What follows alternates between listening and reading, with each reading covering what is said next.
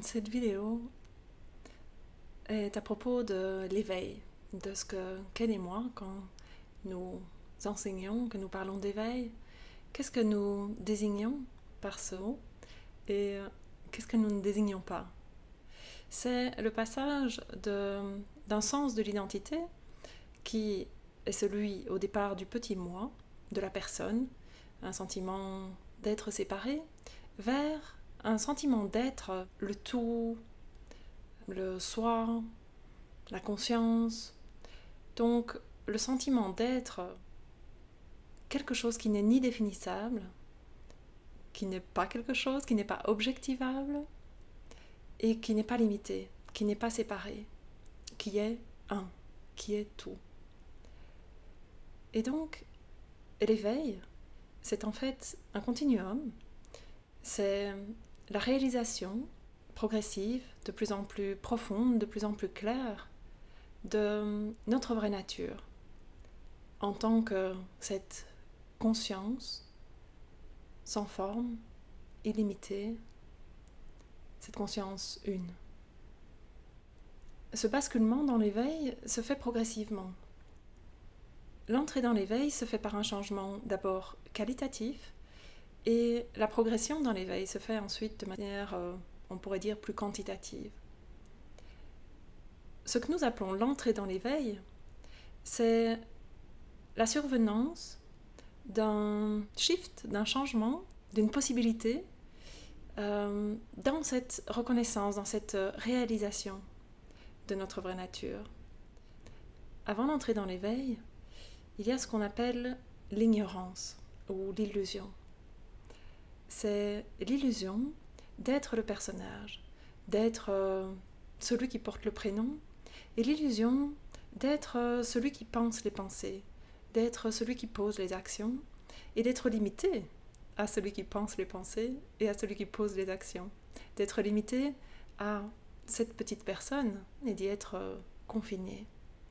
Nous aimons employer des métaphores neuronales. C'est important de se souvenir que ce sont des métaphores parce que l'éveil n'a rien à voir avec la matière et le cerveau, mais c'est une métaphore qui est très utile et qui est parfois beaucoup plus accessible que d'autres discours sur ce qu'il en est. Et donc cette métaphore, c'est celle-ci. Dans le cerveau, il y a différentes zones, et ces zones ont différentes fonctions, et il y a certaines zones qui sont en fait associées au sentiment d'être soi, justement, d'être cette petite personne. Ce sont des zones du cerveau qui sont associées à la manière dont nous jugeons les autres personnes, qui sont associées à notre histoire personnelle. Et ces différentes zones, une fois que notre cerveau est au repos et que nous rêvassons ou que nous sommes un peu dans la lune ou sans focaliser notre attention sur une tâche particulière, ces différentes zones du cerveau vont s'activer ensemble et se mettre comme en résonance. Et c'est cette résonance qui va créer, qui va donner l'impression d'être soi, d'être une personne, que cette histoire, que ces différents souvenirs qui sont engrammés dans ces zones du cerveau vont apparaître comme non pas des souvenirs ponctuels, des souvenirs sans lien, mais au contraire vont apparaître comme faisant part d'une entité qui serait cette fameuse personne.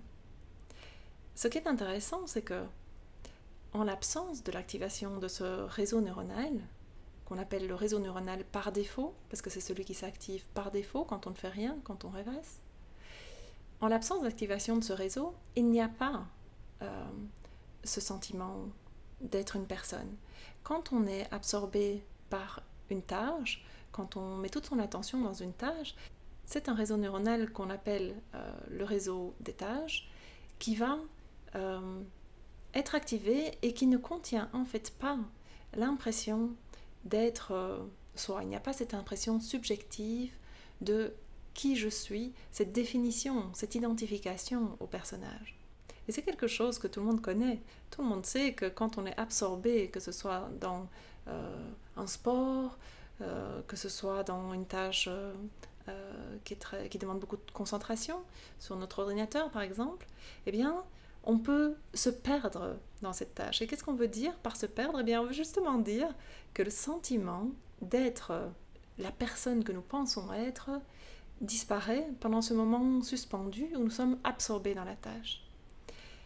Et donc, ce qui est intéressant, c'est que bien que nous disions que nous nous sommes perdus dans la tâche, il semble que ce soit en fait l'inverse, c'est-à-dire que le sentiment d'être soi est au contraire quelque chose qui apparaît quand le réseau par défaut est activé et qui n'est pas présent quand il n'est pas activé. Et donc, c'est très utile comme analogie pour expliquer un petit peu ce qui se passe dans l'entrée dans l'éveil. On pourrait dire qu'avant l'entrée dans l'éveil, c'est le réseau neuronal par défaut qui est le maître. C'est le réseau neuronal par défaut qui est effectivement activé la plupart du temps et qui, surtout, est celui qui nous donne l'impression de la réalité. C'est-à-dire que c'est lui que nous croyons. C'est quand il y a une impression d'être la personne qui porte le prénom que nous avons, que nous pensons que, voilà, les choses sont normales et que nous savons qui nous sommes.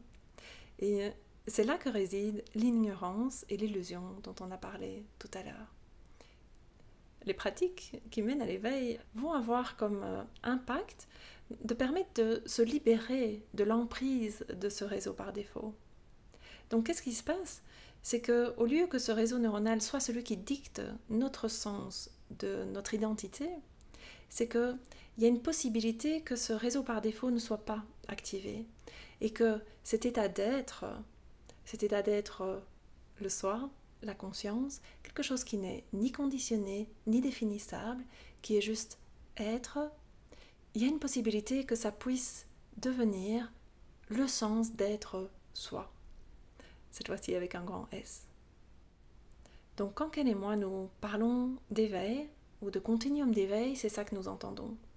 L'entrée dans le continuum d'éveil, c'est l'apparition de cette possibilité, l'apparition de cette capacité, on pourrait dire, à bypasser le réseau neuronal par défaut, à entraîner l'esprit à ce que ce réseau neuronal ne s'active pas par défaut et ne nous entraîne pas à tout moment dans le sentiment limité d'être une personne et d'être limité à cette identité.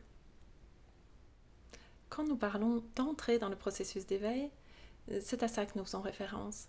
C'est à ce changement qualitatif, ce saut qualitatif, avant lequel il n'y a pas de possibilité pour ceux qui identifient à la personne de reconnaître que c'est une illusion, que c'est une construction mentale. Avec l'entrée dans le processus d'éveil, il y a non seulement une reconnaissance de la nature illusoire de l'identification à la petite personne, mais il y a aussi une capacité à revenir à cette reconnaissance. La capacité à revenir à cette reconnaissance est un élément important dans cette définition de l'éveil. Parce qu'en effet, beaucoup d'entre vous ont vécu des expériences d'unité, des expériences d'éveil temporaires.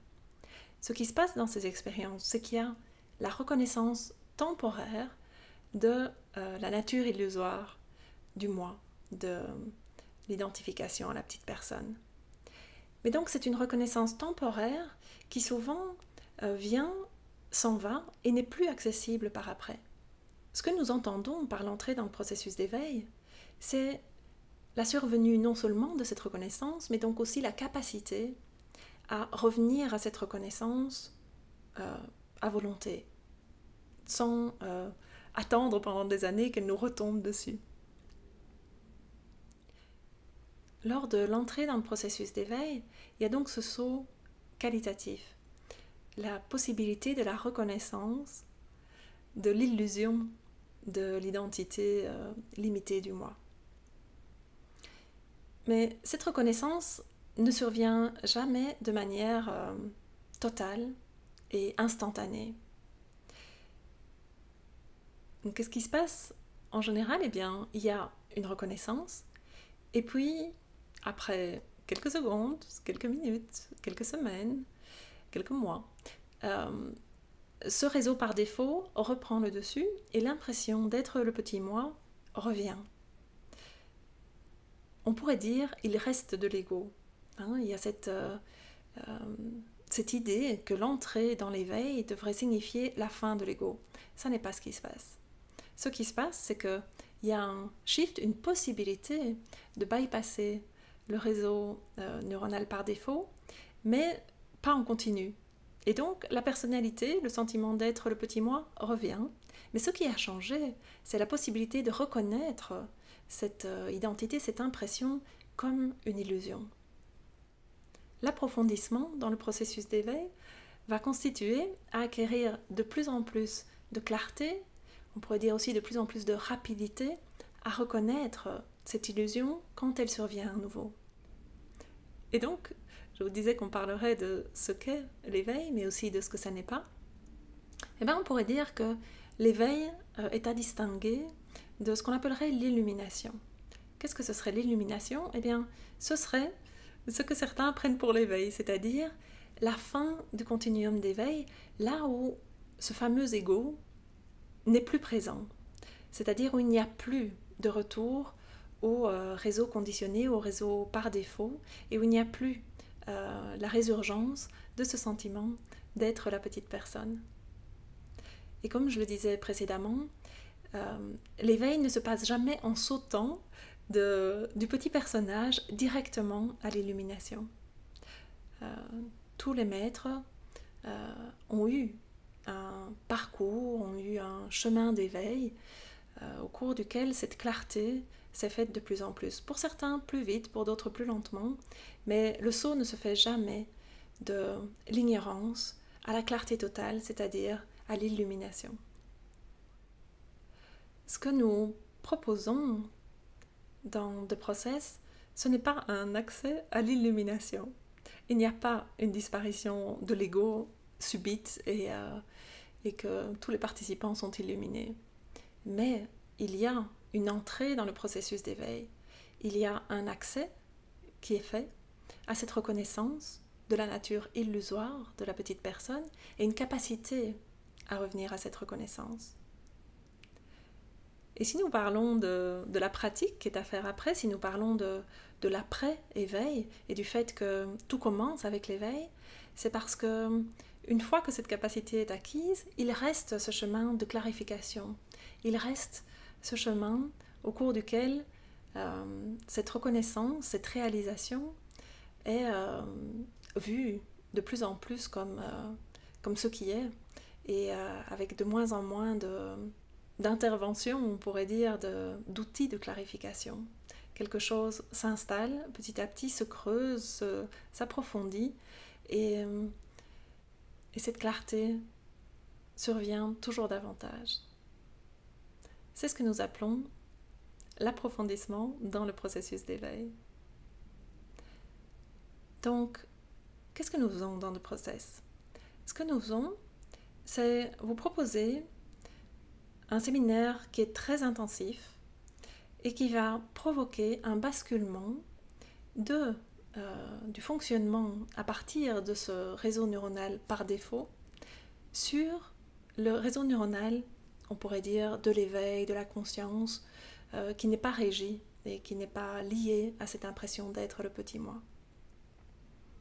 Nous faisons des pratiques qui provoquent ce basculement et qui permettent de le provoquer de manière suffisamment fiable, reproductible, que pour que cette capacité soit acquise et que pour que, une fois que le réseau neuronal par défaut reprend le dessus, il soit possible de le voir comme tel, de voir l'illusion de cette identification et de revenir encore et encore à la réalisation de notre vraie nature, de cette être-té qu'est la conscience, qu'est l'unité, qu'est cette absence de forme, de définition de ce que nous sommes.